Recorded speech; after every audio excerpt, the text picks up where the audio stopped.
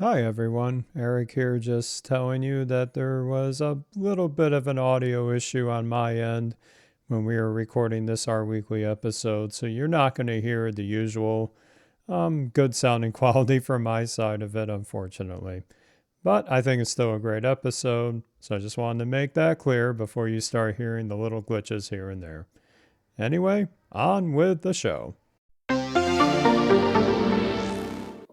Hello, friends. We are back with episode 95. Wow, we're almost halfway to that big number of the Our Weekly Highlights podcast. My name is Eric Nance, and as always, I'm joined by my awesome co host, who I was just geeking with Shiny about recently, Mike Thomas. Mike, how you doing today? I'm doing great, Eric. I'm excited about what we've got in store for the audience today. We do have a lot, and there's a unifying theme here that I'll see if you agree with, but it's one thing to create awesome data science, routines, pipelines, analytics, but there's a certain person that you should definitely be thinking about, and that is future you. So, a lot of what we're going to talk about today is very much going to help future you, and they will thank you for it. So, you will see what we mean as we dive into this. But of course, this issue is not possible without our curator this week, Jonathan Carroll. Again, one of our OGs of the R Weekly team. So, as always, thank you, John, for your great issue here. And he had great help from our fellow R Weekly team members and contributors like all of you around the world. So let's dive into this with one that definitely set me down a few rabbit holes in a very good way. But we're going to talk about a really amazing walkthrough that combines practically every part of my our development wish list in the way that I could never easily explain this nearly as well. And this is coming from Rami Crispin, who is a data science manager and open source contributor at Apple. And I actually had the very good fortune of meeting him in real life, so to speak, at the recent Art Studio Conf. We had some awesome conversations centered around some of the tooling that's going to be talked about in his walkthrough. And there's certainly something for everyone here. And I'll definitely share my takes on my favorite bits shortly, but there is a really good use case here to discuss first. So, Mike, why don't you take us through just what this walkthrough is centered on? Sure. So this was all about deploying Flex dashboards with GitHub pages slash GitHub Actions and Docker. So a lot of reproducibility, a lot of automation, and some data viz as well in this blog. What is not to love? And I'm jealous that you've met Rami IRL. He's always putting out fantastic content, especially on LinkedIn. I think is where I see him post quite a bit, and I'm excited to see something from him come across the highlights this week, which is awesome. I have to admit, just off the bat, that I have made a billion shiny apps, but I've never made a Flex dashboard. But I did just get a client project in that I think might be perfect for a Flex dashboard. So more to come on that, and I am grateful to have Rami's GitHub repository for reference as I start to do that. It is an absolute goldmine, as you alluded to, Eric. Um, do you want to highlight some of the really interesting things in this repository that you found? Oh, absolutely. So, what's great about this is yes, the Flex dashboard using real time data is the centerpiece of this and having it update in real time thanks to GitHub Actions. But I'm going to come at this from the developer side of it. And this has got some excellent stuff. So, what is fundamental here is Docker. We've talked about Docker quite a few times on our weekly highlights as a way for you to encapsulate your development environment, all the system libraries, all the packages you need, everything like that. This tutorial is treating both a development environment with RStudio in a Docker container and the Visual Studio Code in one place. This blew my mind because when I've been on this journey ever since of almost a couple years ago with my development setup, I never thought I could combine the two as slickly as Rami has here. So that's my first follow-up to see if I can mirror that approach to reduce a lot of the redundancy I've introduced in my template repo for what I call my RDev projects template repo, where I had two Docker files, one for the RStudio side of things and one for the VS Code side of things. And it was duplicating a lot of stuff when it didn't have to. So this is already some great optimization right off the bat. But the approach here is also great. These Docker containers could get really complex really quickly. And to be able to separate out certain pieces of that development setup into self contained scripts, either bash scripting or just R scripts in general, it is an excellent way to keep organized and know which pieces go where as you compose this overall Docker file. I think that's a really great approach. Also, these little nuggets like configuring the Git settings so that if you use version control, like you should, to push changes to the repo of whatever project you're working on, he has a slick little script that will auto generate then your desired username and email. So you don't have to do that manually when you do the Git commit and realize that, oh, wait, I don't know who you are. And then you got to reconfigure that. I've had to do all that manually. He's got a great script to automate that. Oh, amazing. Why didn't I think of that? But hey, that's what these posts are for, right? So that was a huge step. Other little nuggets like in the RStudio container, not having to authenticate into it right away, another time saver. Just bypass all that. And since it's you're the one running that container, it's not like I'm going to have some random Joe out in the interwebs get into my network. I might as well make it easier for me to spin that up.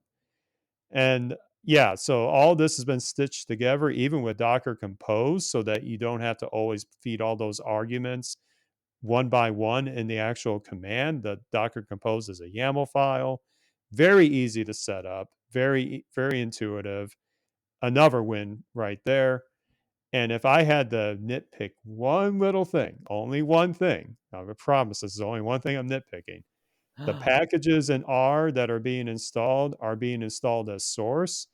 And if you've all used R on Linux before, you know that can be a bit of a time consuming affair. But this is out in the open, right? Rami has welcomed requests and contributions. And I may get in touch with him about maybe leveraging the binary package installs that I think are becoming a lot easier to do in Docker files with an R environment. So otherwise, this is literally what I've been looking for and what I've been trying to find the ways to express for years. Rami's done it. Probably the best tutorial I've seen in this space all year. I'm a huge fan of it. So I can't say enough good things about it. This kept me up a little bit later last night than I had hoped, just geeking out on this, and I'm not ashamed of it. We are in the same boat there. And like, it's incredible that all of these little helpful workflow reproducibility nuggets are contained in this repo, in this project, but they're not even the point of this project Right. itself, right? The point of this is really to showcase this Flex dashboard that was built, and how sort of it gets recreated every day with updated data. And I think it's incredible that he's able to build. If you actually look at the RMD file, he builds this dashboard in just 280 lines of code. And it's not like he's sourcing a bunch of custom functions that really boil it down to this 280 lines of code. Oh no, he's doing pretty much all of the processing within this 280 lines of RMD code. That includes a ton of awesome data viz code with the HiCharter package, which, if you've never used it before, it is a package sort of like Plotly, for creating interactive visuals. I think it's a little aesthetically nicer than Plotly, but don't come after me for that. Hey, hey, all's fair in visualization, buddy.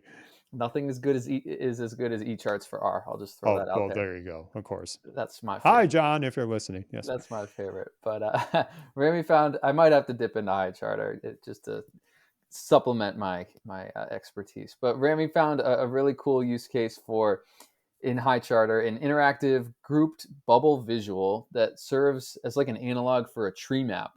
Check it out yourself. The bubbles float around on the page when you interact with them.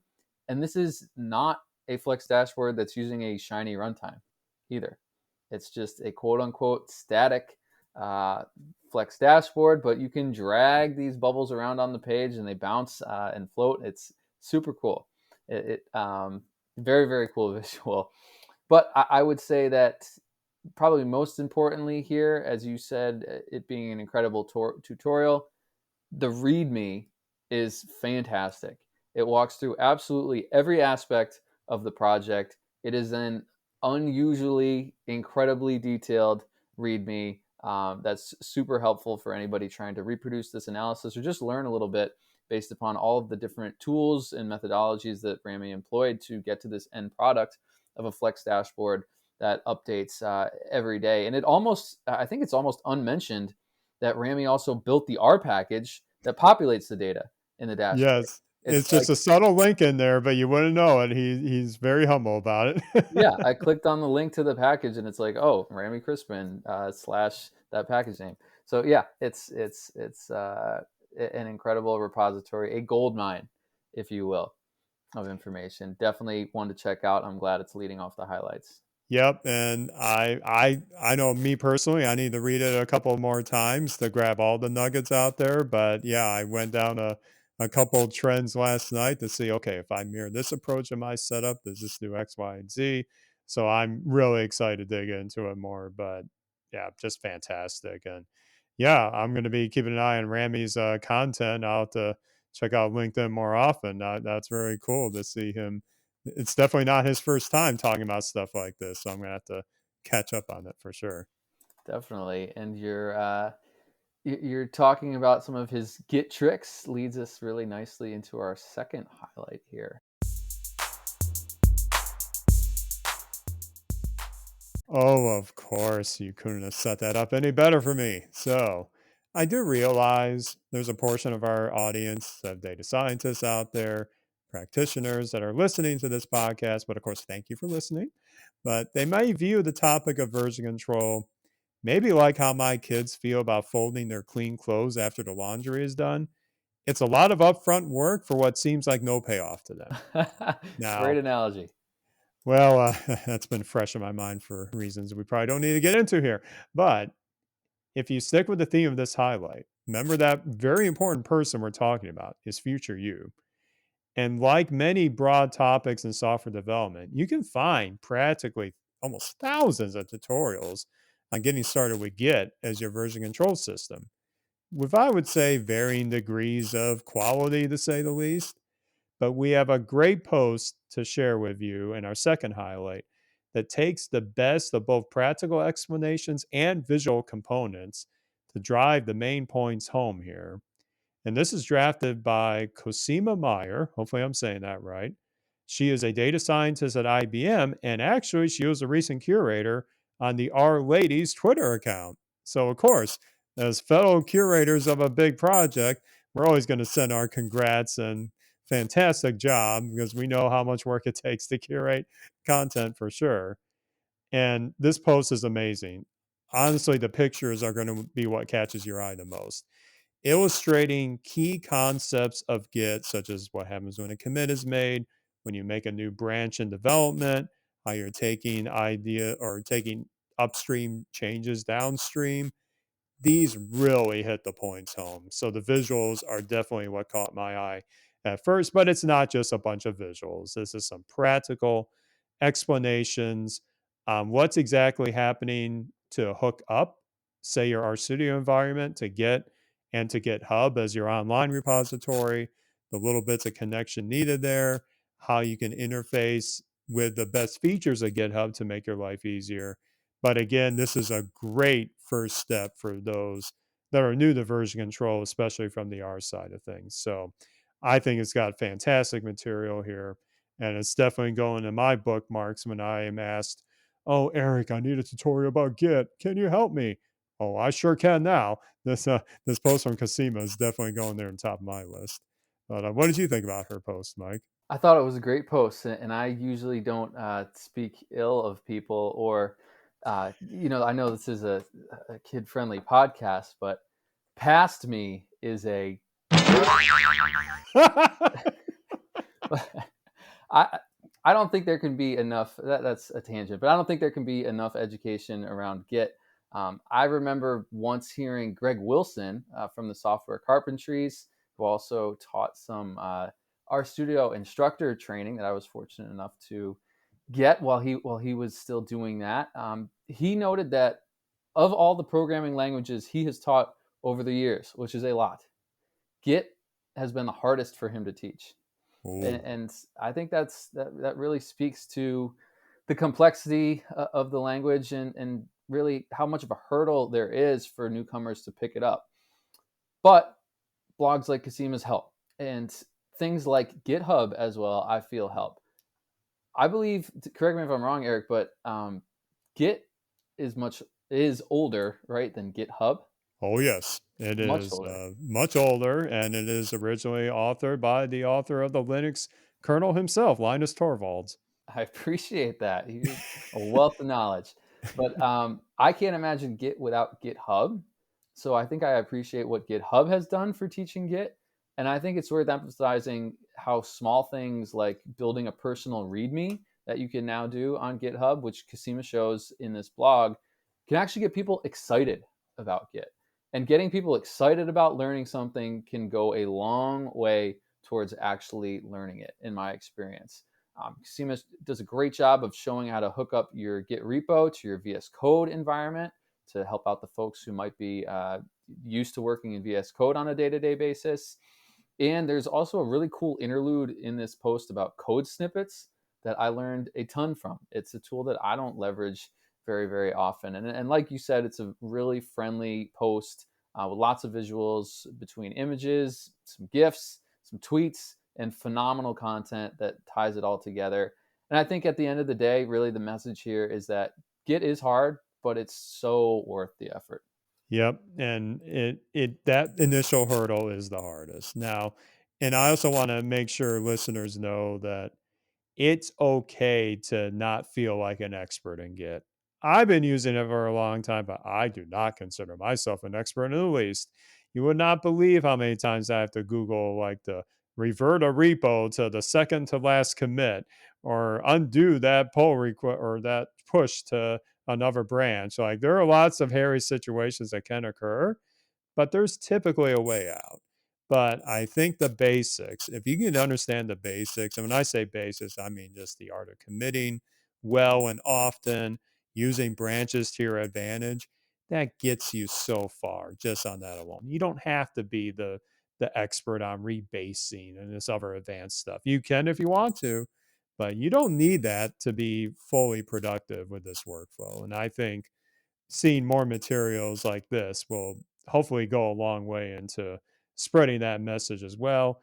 And then the other part that she demonstrated with the snippets, which was an awesome idea. I didn't even think of that within our studio itself, is try to surround yourself with tooling that makes Git easier. So many of us are aware that our studio itself has the Git interactive widget to check in files, type your commit message in there too. But there are other tools as well that can even take that to another level. Even VS Code comes with its own Git operator, so to speak. And then a tool that I've been using a little bit in some of my open source work, this is not free advertising. I'm just saying this because I use it. Is called Git Kraken, a fully open source, not open source per se, but it's cross-platform. It's Mac, Windows, Linux, so you can get that same experience across your operating systems. And it's a great way to also visualize how your commits are looking in terms of like an illustration, not too dissimilar to what was seen in Camiso's post here. So having that visual accompaniment to what you're doing in like the terminal or in those commit messages can also ease that learning curve as well. So don't be afraid to surround yourself with better tooling to make the Git experience easier for you. Absolutely. And GitKraken is a great, helpful tool. I think another one that I'll shout out just for the heck of it while we're on the subject is GitHub Desktop. They have a True. desktop app, which is fantastic. And it sort of reduces the amount of mistakes that you can make. And it allows you to do some pretty complex things just through the UI without having to enter the command line, git bash. So I would definitely recommend that one as well. And it works even if you're not pushing to a GitHub repository. You can use Bitbucket and other services as well through GitHub Desktop. That's right. I think the key is augmenting that local repo that you have set up with somewhere online so that you always have that quote unquote safe area that if the worst happens to your local setup, you're not hosed. You'll be able to get that stuff back. And that's why committing early and often is another key piece of advice that past me did not do as well. And yes, you will regret it later. It's long, long, it's better than that, it's good. Now, another thing that you definitely will not regret for our last highlight, the focus is maybe something that's also viewed as something we know we should be doing. But once again, maybe finding the best way to get started with it can be a pretty long ordeal. But this also has some continuity to some stuff we talked about last week as well. So let's say you expose an analytical pipeline through maybe a Shiny app or a Plumber API. It is hugely important to capture, you might call diagnostic information or patterns of usage as these analytics are being performed, even if it's mostly as you're developing this early on to understand the different trade offs or the different options that people can go with. Well, the fine folks at Jumping Rivers have once again put together a terrific series of posts examining a deep technical topic, and this time, much like the Mario Box highlight we had last week from Colin Fay, they are sharing tips on their take on guidance on creating our package out of a Plumber API. Again, very timely here. And yes, when you talk about informing these diagnostic messages, it's quite easy, whether it's Plumber or not, to just try and get by with a bunch of calls to the message function or maybe syncing some stuff to a text file manually. But you don't have to reinvent the wheel when we have some excellent choices in the art community that can fit seamlessly with whatever analytical solution you have in this pipeline. And that is called the logger package. The logger package is very customizable, but it's also giving you an easy way to get started with sending messages by default to the R console or to a file, changing the format with either its built in wrappers or to customize that format yourself, like what's been done in this post here. So I'm really excited to try this out more often. And as I develop APIs, whether they're in a package or not, I think Logger is a great way to capture just what the user is calling as they invoke these APIs, but then to augment that with information that maybe I want to keep track of and sending that somewhere so I can analyze it later. So Logger is a great way to get started with it. But I'm curious, Mike, have you had experience with this before? Have you tried stuff like this before? I have tried a few things like this before, and one of the nice pieces of the logger package, which I have not tried before, is that it can write out your log file to some sort of a structured file like JSON, which, Yes. as we know, would allow us to actually read it in as a data frame instead of having to parse through the lines of text in a more traditional, if you will, old school log file, which I have done. Let's use that word. I have done, and Yeah, it's yeah. not been fun. We'll keep it real though. Yep. Yeah. Um, but this is like deja vu from last week. I mean, what a great follow up post to the Mario Box package post from last week on APIs as a package, right? And there are a lot of things that you have to consider when creating an API, and I think that that's sort of what both of this post and last week's post are getting at. And one of those things is logging, and it's important because when you provide an API, you're providing a service to someone or some group of people. And it's important, I think, to have a way to check on the health of that service, as well as understand what went wrong, right, when your API service isn't working. And to be able to do that quickly is incredibly, incredibly important when you have something that's running in production. And like I said, the logger package has a ton of functionality beyond just writing your log files out as JSON. Allows you to write out log messages to both a file and the console, to rotate log files after some specified number of log lines, and much, much more that you should check out in the blog post. Yeah, and yeah, credit to Jamie Owen, the author of this. They've really walked us through some great, little nuggets that you have to be accounting for when you do this with an API wrapper like Plumber. There are some certain things with hooks and where you define the custom output logic and where you put things that may be more specific to Plumber. But hey, as you said, Mike, we're creating services and it's important that we're able to tie in to the way it expects things to be documented or accounted for in that structure. But I think this is a great introduction to making that more routine. And I can tell you from a project that I started maybe a year and a half or 2 years ago, I started a machine learning API, project. I stitch it all together. This is before Plumber was a thing, but we regretted it immediately when we started getting into the hands of customers and they started putting these really odd inputs in there and we're trying to figure out, well, why are you doing that, but also like what was the problem with that. And so having the messages that we bolted on about halfway through were hugely important for us to figure out, okay, we need to restrict what they can call here, we need to restrict that specific parameter. Again, something that you probably don't think about when you're just developing it for yourself initially, but you will always, always be surprised what your customers will do with whatever service you put in front. Ain't Take that the it from truth? this old man here. I've seen it all. Ain't that the truth? Learn from our mistakes, please. Yep, but we're paying it forward, right? Yep, that's what we try to do here. And obviously, all the content that we talked about today, I think, is again going to give future you some much needed relief and some peace of mind. And that cannot, there's no value number I can associate with that. It is priceless. Speaking of peace and peace of mind and relief, let's talk about taxes. Yes.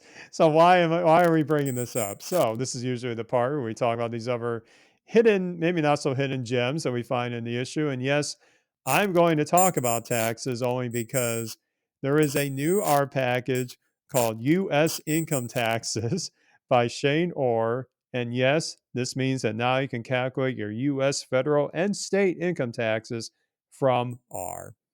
I can't believe I'm saying this, but I am. But the tech behind this package is equally as fascinating as just the fact that it exists itself. In fact, some of the technology we've been hearing about, I would say in the last few months, especially around using R in a client side web browser fashion, specifically this WASM functionality, is actually part of this tax package in terms of the wrapper that they're outlining here. So I am fascinated to explore it for the tech alone. I'm not going to give financial advice. I'm not sure if you want to rely on this solely for your returns next year, but hey, if you're feeling adventurous, don't say we didn't warn you. But I am certainly fascinated by where this can go for sure. I'd imagine your find, Mike, is probably a little more fascinating than taxes, but I'd love to hear I don't know. I was going to say I should go short my QuickBooks stock. This might be taking over, and I it. have to I have to check out that repo because I'm just curious how many legal disclaimers are in the license file in that package that hold Shane harmless from people that messed up an argument in one of the package's functions and maybe failed to pay enough taxes. But on a slightly different note, the 2022 RStudio Table Contest is here. It has arrived.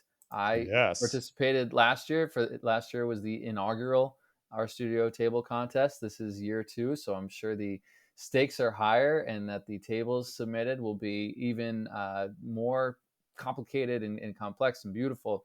So I would start working on your RStudio table submission now. We have such a great ecosystem of packages for building tables that we've talked about at length in these highlights. So there's no better time than now to get started on your submission.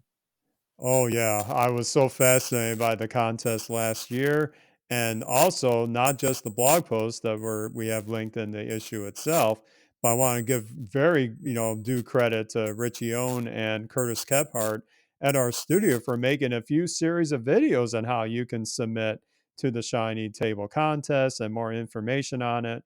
So if you like to digest our content with a video or audio presentation, we'll have links to that series of videos in the show notes as well. And yes, you are also free game to use Python with this too. This is not just an R thing anymore. So have at it, whatever table packages your fancy. I mean, obviously, we've seen a lot of the GT enhancements recently, so I bet we're going to see a lot of GT amazing content. But there's a multitude of tools you can use for this. So I'm excited to see what the community does for this for sure. Maybe you're going to enter again, Mike. What do you think?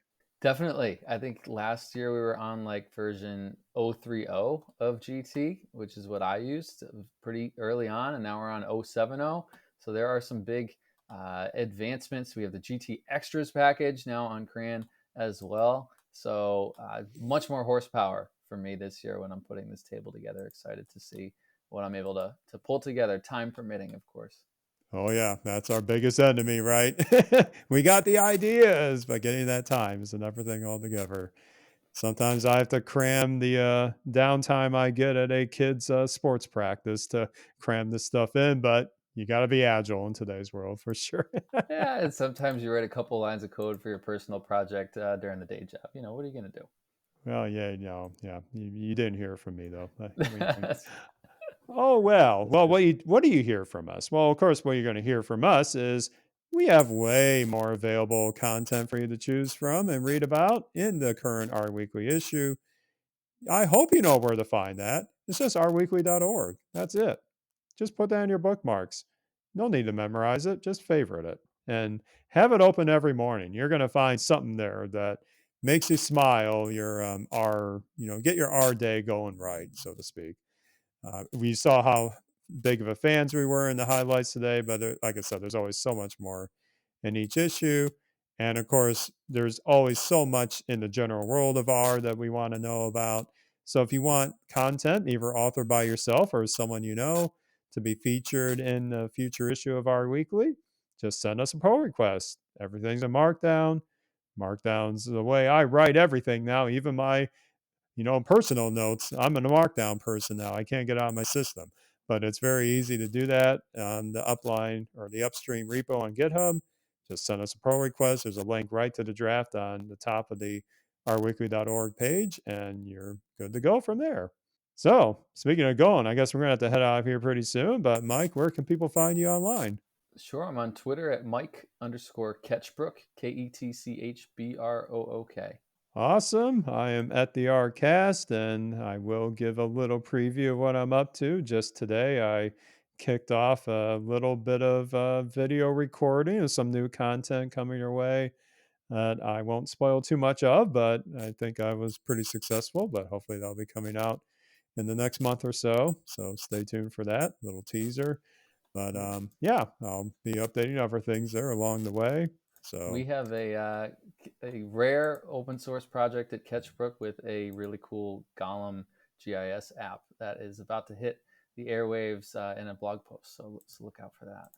Ooh, I'm really looking forward to that. I will warn the audience and you, Mike. The curator next week, he's a bit of a handful, so just watch out for him.